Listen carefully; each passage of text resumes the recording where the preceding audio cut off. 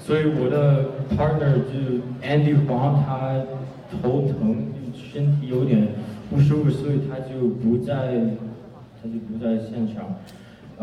我的题目是高速火车、高速铁路 （high speed rail）。我就现在用英文讲。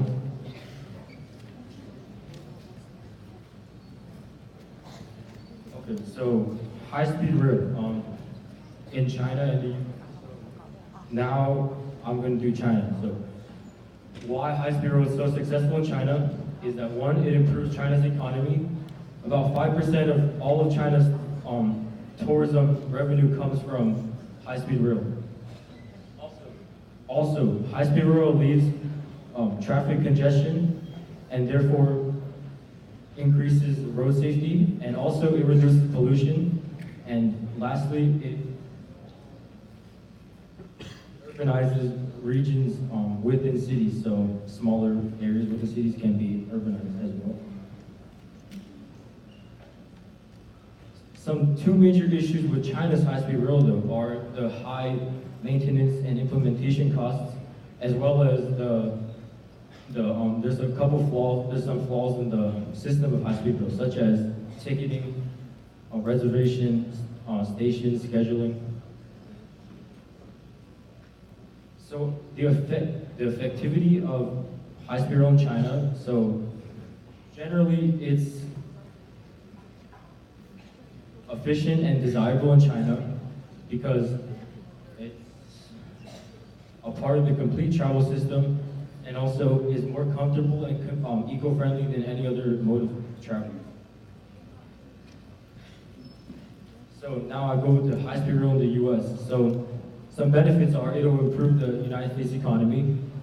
It'll help connect major cities, such as cities in California.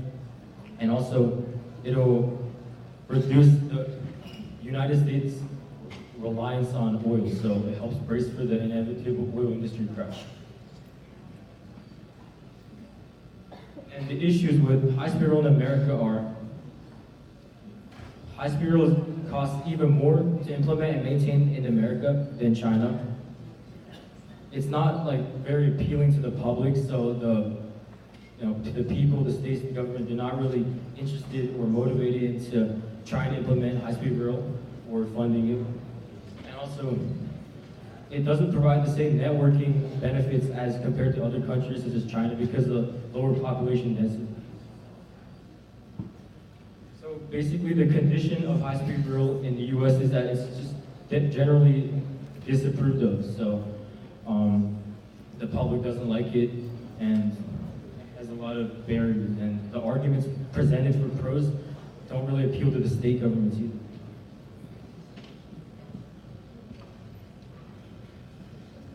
So just a chart of comparison of high-speed rail implementation in the US and China situation. So in the US, there's a higher suburban population density, which makes it harder for the high-speed rail system to make a profit, as compared to China, where urban cities are very densely populated, so passengers are easy to come with. In the US, land is mostly privately owned, so it's harder to gain access to actually implement.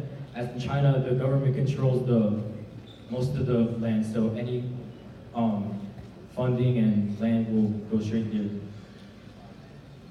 Also, centralization relies on automobiles in the US, where in China, high-speed rail is more used, it's more commonly used and widespread. And lastly,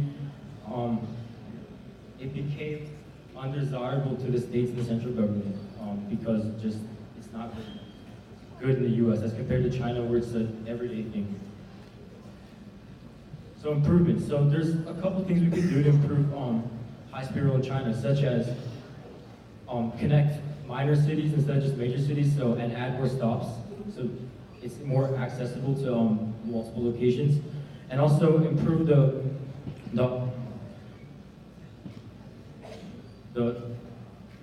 make the actual system, such as the stations and the ticketing and the reservations, more convenient and lenient, so it's easier for passengers to gain access.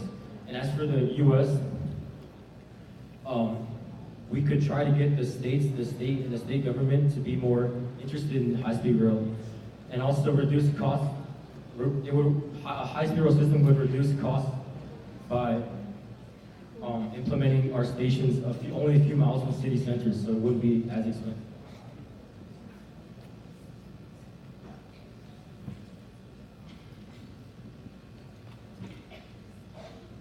So conclusion: in China,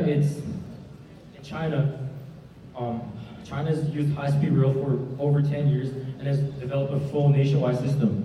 And there's just a couple flaws that could be improved on easily, like scheduling. As in the U.S., a high-speed rail system might not be implemented until 2030.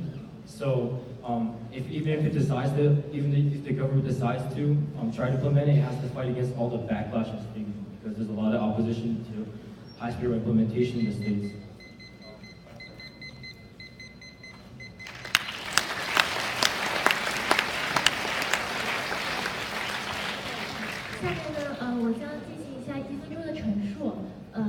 国际学生 Larry 和 Andy 他们对中美高铁的各方面进行了一个对比。首先呢，他们从高铁的优势、现存的问题、有效性以及他们的社会环境对中美高铁的情况进行了对比。接着呢，他们通过对中美高铁发达程度的原因进行了一张表格上的一个对比的分析。比如说，美国高铁发展受限，由于他们的郊区人口密度比较高，然后各州和政府对高铁的这个发展意见也不是很一致，并没有非常大力的支持。那么中国可能发展在高铁上发展程度比较高的话，由于我们的城镇人口密度比较高，并且在政府上以及人民的呼声上这方面都是比较资金上都有很多强烈的支持，因此它可能利用率会更加高一点。同时呢，他们也对中美高铁的发展存在的问题进行了自己的改进的一些建议，比如说他们希望中国的高铁可以在时间安排上更加宽裕一点，以及增加更多的这个停靠点，可以方便次要区域和主要区域的一些连接，这种交通的互联互通。那么对于美国高铁而言，他们提出的建议是希望能够鼓励各州实施这个高铁的建设，并且能够如果想要降低成本的话，可以在离市中心几英里的地方建设这些高铁系统，以此达到效果。那么最后呢，他们也对中美高铁的情况进行了一次总结，并且对未来的发展提出了自己的展望。以上就是他们的陈述，谢谢。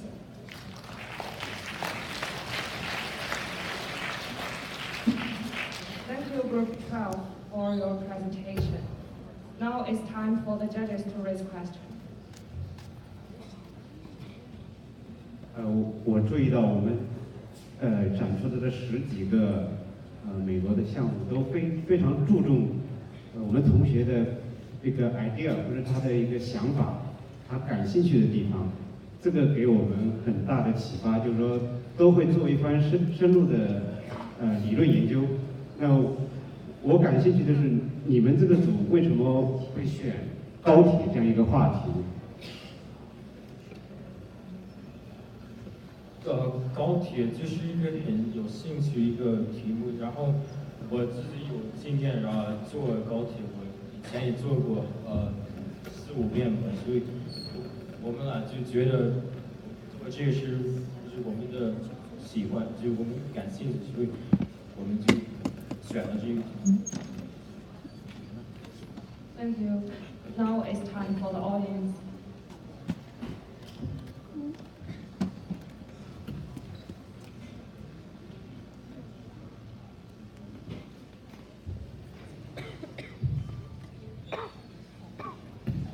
As we all know, China for new great inventions. China has been trying China initiative mobile payment, sharing and e-commerce.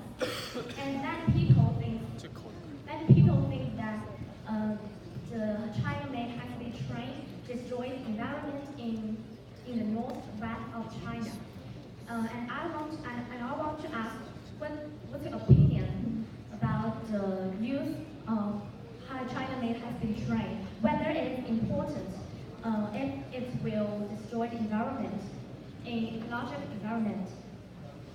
请这位选手尽量简短的用中文重述一下自己的问题。我想知道，就是现在很多人认为，高铁的运用破坏了就是中国东北西藏部分的一些生态的一些脆弱，那边生态非常脆弱，然后他们认为破坏了当地的生态平衡，所以有很多人其实是反对高铁在当地的应用。那么我想请问一下，你对于就是这样在这种背景之下，高铁的应用你是赞成还是否定的态度